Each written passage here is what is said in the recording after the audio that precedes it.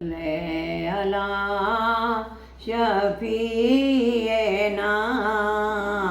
सल्ले अला मुहम्मदना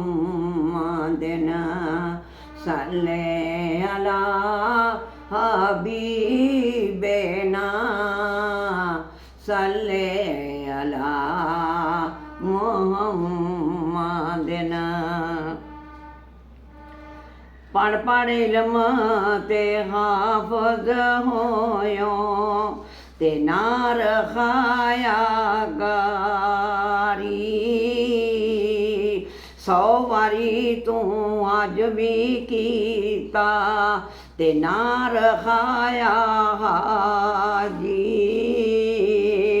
फड़ शमशेर बहादुर बनेओ ते नार खाया गाजी। ऐ मदीना कुछ खटना नहीं जे मोहम्मद ना होया राजी। अरब शरीफ तो मैं सदके जावा ते जिथे सोने तलियां लाया। पलकां नाल मैं झाड़ू देवां ते करां खाख दियां सुरमसलाइयां।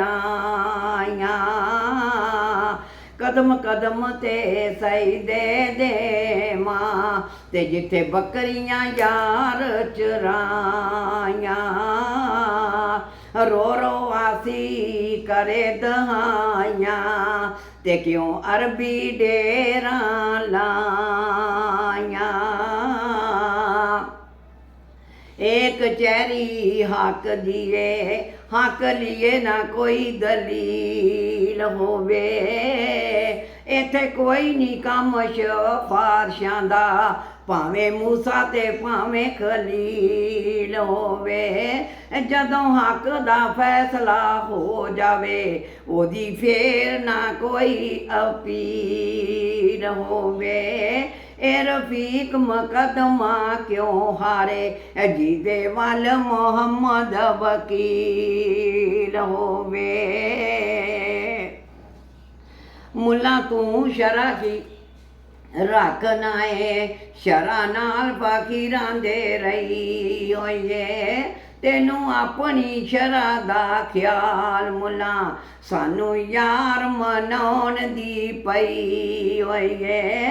दोज़ख नाल हराम बे आशकां दे एहो गल कुरान ने कही होइए। ए रफीक ज़ार साडा बख्शिशां दा जुम्मेदारी आप मोहम्मद ने लई होई है। सुभान अल्लाह।